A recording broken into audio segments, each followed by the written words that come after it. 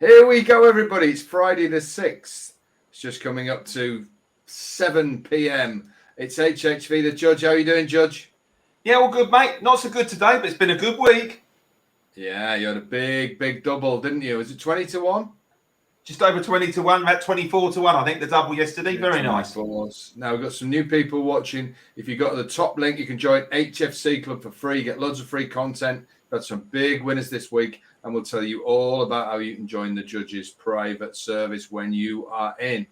And you want to get involved. Smashed it in December, and he's smashing it up in January. So just join, and you'll find out all about it and get a very special offer.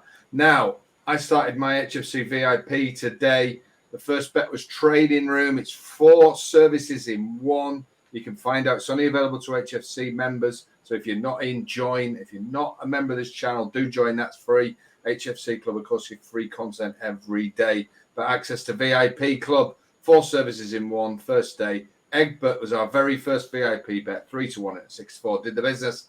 And 2 HFC Ireland. 1 was second, and the other one, Halcyon Days, was third, given at 28 to 1. So it's been a great day. Big lucky 15 for HFC VIPs tomorrow. But here we are going to have a look at the 150 at Sandown, a fascinating race. And we're going to give you our thoughts. Now, we haven't got the same horse this week, have we, Judge? So no, it's always a kiss of death, that, isn't it? Yeah, I think we were, just out of the place. We had the right idea, though, didn't we? Took the right horse on, because that was out of the frame, so, you know. Yeah, one of them days, wasn't it? But we've got different horses. So it's the 150, the cracking Sandown card. It is 2 Mile Unibet Horse Race Betting Operator of the Year, Handicap Chaser, Class 2 5-year-olds plus 0 to 145, and 7 horses go to post. So let's have a look at the betting. Then I'll ask Judge for his view of the race. There's only 7 runners, so tell us your view of the race, Judge. Then I'll say mine. Then we'll give our selections. Well, you can give your selection while you're going through the race. I'll just whiz through the betting. Grey Diamond is now the jolly old favourite. He is 2 to 1 across the board, apart from Coral Leisure. We'll give you a night of 4. So if you like the Grey Diamond, for Sam Twiston Davis and Sam Thomas, Coral is your point of view to go to, and Laddies, they're both night of 4. Corrigan Rock, who's on a 3-timer, won here last time quite impressively before Christmas, questioned the form of that race. He's second favourite, 3 to 1. Third favourite is Ferrero Bamboo for the informed Venetia Williams. Charlie Deutsch, who, Judge, let me just go off stream, as it were, and say Charlie Deutsch is the luckiest man in racing land today, because at Ludlow he rode a horse that had been off for a long time. Was it Fire Dancer, something like that? Something like that, that's right. Yeah. Been off for a long time. The horse hacked his way round, jumped like a little cat, and was miles clear. And Charlie, I think, all this about nursing it home and all that rubbish, I think he thought, this race is over, let's just have a little quiet. And suddenly one came out of the pack, didn't it? And flew. Yeah. And at the last second, he galvanized it a little bit. Had it been another yard, he would have lost that race and been in big bother. And I suspect that Venetia, if he's any sense, he'll stay out of Venetia's way tonight and make his way to Sandown. So I don't think we'll be seeing Charlie do that again in a great deal of hurry. But all these times when it goes wrong, he just got away with it. He's on Ferrero Bamboo, best price 7 to 2, with Coral, who seems to be, and Laddies, who seems to be in very generous mood tonight. But let's hope that continues. We then come to the last day. He's been off for ages. Adam Wedge and Evan Williams. He's 9 to 1.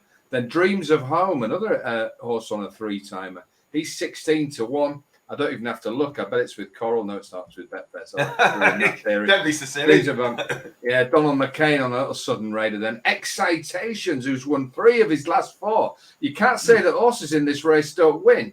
He's won 3 of his last 4. Jack Andrews takes the ride. He's 16 to 1 top price. And Gladiator Alan is the outsider at 20s from the in form. Julie Williams. Jane Williams even. Julie's in. I think it's Jane, but I didn't want to say too much. Yeah. Well, too late. Yeah, and Kieran Geffins takes the ride on that. So, Judge, it's a small field, but I've just been through. It's a field full of horses that like to get their head in front. So what do you think? Yeah. Take me through what you think, and let's have what the judges' selection is. Well, funny thing is, the ones I like the most are probably the ones that haven't won so frequently. I just think they get to the stage where, you know, the handicapper starts taking their measure. I do think the right favourite is Grey Diamond, to be honest. The form of his third last time out at has really worked out. Sorry, I better spit. I think it was at Cheltenham, yeah, where Amarillo Sky's already come out and won out of that race, and the second Fugitive's come out and won. So it's the right price. But it's get to the stage now where, in terms of, obviously, if you're trying to put up a bet at value for the price, I don't think he represents the value now at the price he's offer. The second favourite I don't particularly like, if I'm honest. I know it's got course form. I don't think there's a lot of value in Carrageen Rock at the price. I'm not a big fan of them coming down too often and trying to raid these prices. Not at those prices anyway, if you see what I mean. You normally want to back those type of horses around about 8 to 1 or 10 to 1, don't you? Rather than sort of 3 to 1. No Scottish new members for the judge. No, well, it's not that. It's just a probability. I mean, I know you're pulling your leg, but end of the day, you've got to make a decision somewhere along the line. The last day was definitely very interesting. He's best fresh, so I definitely wouldn't put anyone off that. But for me, it's got to be Venetia Williams' horse, Frero Bamboo. I thought he ran quite a nice race last time behind Boot Hill, who's obviously come out and beat Auchenrest the other day in a Grade 2. Very impressively. It's a good race, that I think that will end up proving. Obviously, he was also tackled. He also tackled, what's it called, John Bond as well the previous time. So I think that's a good line of form. If you look back to where he's been, he's got form right-handed. He's got form here at Sandown. He's won and come second, and he's got form on the going. So I think at 7-2, mate, I don't think he can do a lot worse. I just hope he doesn't take it easy near the finish on Frero Bamboo. Had he been up a hill today, like Sandown's going to be tomorrow, he was going that slow, he would have stopped, Judge, wouldn't he? Yeah. Funny enough, did you see the day before? It wasn't his fault, but he also got done hundreds on the day before as well at Fosslas. So you're a brave man, although he's probably going to be riding like a demented demon tomorrow after what. I do hope so. Yeah, I do hope so. Yeah, right. So judges Frero Bamboo. 7-2, yeah, can fully see that. I'll just whiz through them. Gladiator Lan, I think, has become a very, very disappointing horse. I can't have him. Excitations, yes, the horse likes to win, but Judge made a point then about, you know, the more you win, the more you go up. Pam Sly's a great trainer. I also think the ground might be too soft for this one tomorrow. I've got to take him on. Dreams of Home, I just don't think this is good enough. And I'm not knocking that form, but you know, winning up at Kelso, now he's coming down at the firing line. I know he's doing it. yeah. Oh, well, everybody hates me anyway. So Theo Gilliard is brilliant for the £3, but I think he's one of them horses that has got himself badly handicapped by winning uncompetitive races, and that can happen. That's not a particular thing about Kelso. It can happen at Weatherby. It can happen in these small fields, early season, northern handicaps, particularly where you can win a couple and think this is great, and then find yourself off marks like 138 that maybe you can't, you can't cash the check, as they say. Frero Bamboo is a very interesting contender. My problem with him, Judge, and why I've gone against him, or when I've not gone for him, is his last 5 runs: 4th, 2nd, 9th, 3rd, 2nd. Now, I know he's won before, and he's not a horse that can't win. But I have had messages for this horse on at least 4 of those 5 occasions. Right. And he has failed to do the business. So I just wonder if he's a bit soft in the finish. He gets his ground. He's got course and distance form. I'm not sure that was the strongest race ever run at Sandown that he won it.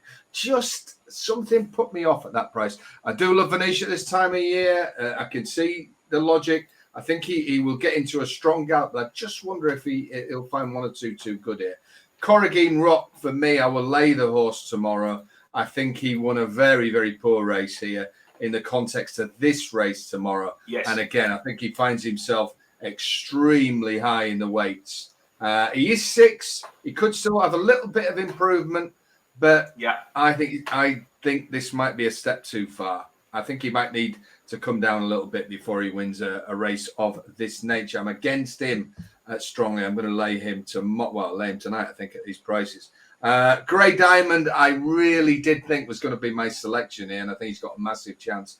My problem is, like you, I don't think he offers any value at all now at 9-4. I thought it was going to be about 3-1, 100-30 would have been the play here. But he's got to be a strong win bet, and I just don't think he quite merits the price he is. And that's what, the game's about, finding horses that are bigger prices than they should be. And I come back, it's got to be my selection, top of the shop, the horse that hasn't been seen for 275 days. The old target trainer himself, Evan Williams. This horse, if you look at its stats, has an amazing record when it's been off for a long time. It really can. This is the time to get it. Now, I know he's just struck 11 years old, but I see no reason why it's not going to be won by speed this race tomorrow, is it's going to be won by staying. His last win was probably the performance of his life, winning at Aintree. If he's anywhere near that form, and I know there's been some positive noises coming out of that, we know that Evan Williams has got a good strike rate here, or targets this track as one of his top ones. And this is a stable to back in decent races. This is a strong race. I'm sure this will be ready to rumble tomorrow. I think he's an absolute knocking bet at 3 places. Now, I say that because even though it's a smaller field, Bet365, Sky Bet, Paddy Power, William Hills, and Coral and Betfred are all going 3 places. So for me, Judge, I just think that's outstanding value at 9-1. I can see him winning this or going very, very close to. He is a class act. He's earned that top weight.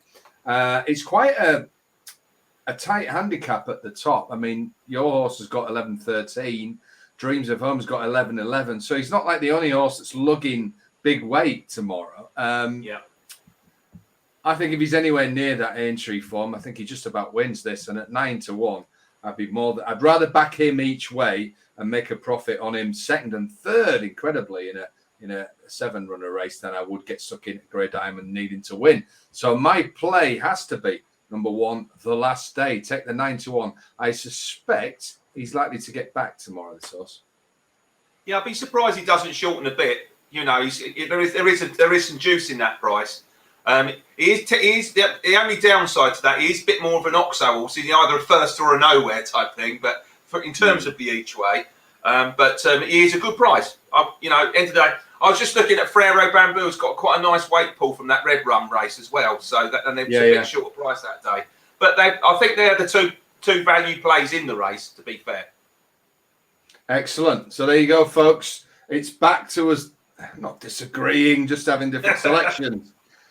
Judge goes for Frero Bamboo for the informed Venetia Williams. If you do fancy that horse, I would suggest you take the 7-2. Of course, we must point out, as I have had several emails and tweets in the last couple of weeks, I do want to point out that when we talk about taking prices, it might not be best odds guaranteed. But of course, the flip side to that, Judge, is if, say, the last day's back tonight and tomorrow morning is 13-2, then you've missed out on the 9s, haven't you? If you win. Absolutely. I think Ladbrokes are best odds guaranteed. So in terms of the 7-2 for Frero Lambone, I think you said 365. So I know they have best odds guaranteed as well. But actually, less bookmakers are doing it now. So it's something you've got to bear in mind when having a punt. If you think you're going to be on a shortener, you need to get on. If you think you split your stake sometimes. Sometimes if you're not sure, especially on a juicy one that's about 10-12-1, they can go off 6 or 4,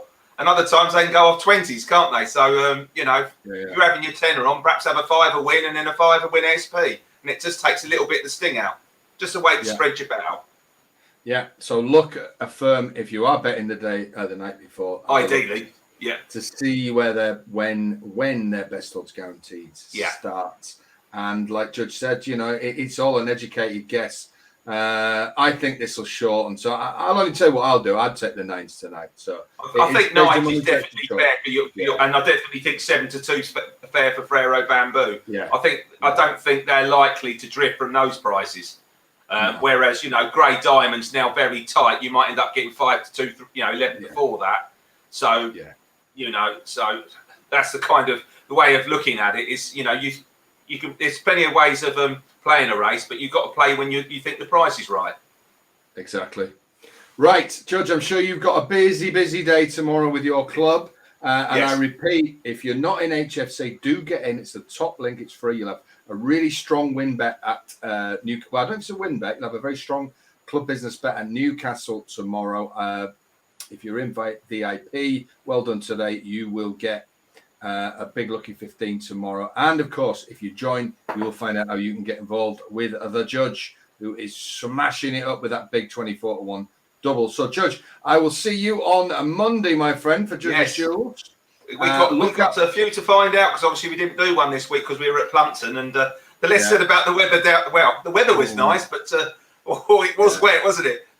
Yeah, and tonight's HHV, the Judge, is dedicated to the tractor driver. He did a good job. We were very lucky. We ended up going across the course. We didn't go across the course. We went the other side. It was all tarmac, so we were fine. I got stuck and was helped to safety by a nice man. Yeah, you left at the right time, I think, mate. I think there's a lot worse off than you. Yes. I believe that Mike Catamol is still there, but I hope you get out, Mike. Good luck, and Julian the gang. So that was great. We'll see you on Monday, Judge's Duels. Do join the channel if you're not. Do like and share these videos. And thank you for watching. Good luck if you're playing tomorrow. Have a great weekend. Judge, keep slamming in them winners, mate. Be lucky, mate. Be lucky, everyone.